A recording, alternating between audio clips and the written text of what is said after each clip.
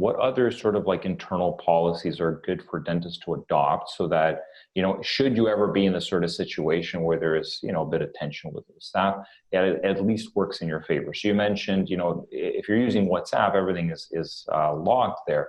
Do you feel like this is a good form of communication that dentists should keep things like, sometimes you do have face-to-face meetings and maybe you'll leave notes. Is there any other sort of like good systems or processes that you feel dentists should be adopting to kind of like cover their ass essentially? It's funny you say that. And obviously my advice changes, depends on who I'm speaking with. Right. From an employer perspective, I don't encourage myself using WhatsApp and all these other forms of communication that are in writing. Mm-hmm. I prefer those to be in person, mm-hmm. and for notes to be taken afterwards for multiple reasons, legal and not. And one of the most not legal reasons that these are important, things are better interpreted in person, and you mm-hmm. can go a long way with figuring out a proper solution without having to resort to problems if they are done in person. But mm-hmm. when things are done in person, they must be put down in a document that says this is what happened. If you can get the employee's signature on what discussion happened, whether it includes a performance improvement plan in it or not, mm-hmm. it's good.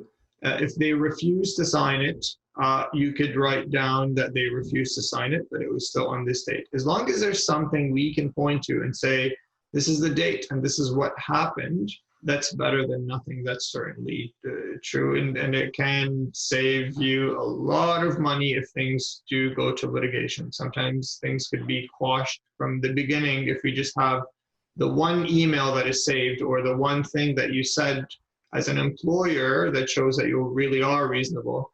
Documentation is extremely important. Yeah, because I've seen cases like this where most of our dentists, I'd say every one of them is very reasonable, very down to earth. I mean, they try. It's not in their best interest to just let go of somebody because, there is a lack of quality dental staff. I mean, the dental industry does not pull in the talent it once did. And there's so many dentists, they're all fighting for receptionists or treatment coordinators or assistants. There aren't a lot of people out there, so they want to keep them. So a lot of them, they do spend a lot of effort trying to salvage the relationship, trying to do the training. But some of these situations, they do eventually lead to, it's just not going to work. And then I have seen it being flipped around on the dentist, where the employee claims, well, you're unreasonable. This came out of nowhere. I didn't know about it. Yeah. And of course, it's completely untrue. They've spent the last 6 months trying to make things work with this person, but they don't have anything documented. It's all just conversations, right? So yeah, I guess from the court's perspective, as like, show us the proof that you have been reasonable, that you have tried, that you have made numerous efforts. And they say, well, it was all just conversations in the lunchroom. It's like, well, it's honestly practice before even the courts have to evaluate anything, for you to just have these documents so that even the employees themselves know that you are holding down the fort administratively speaking.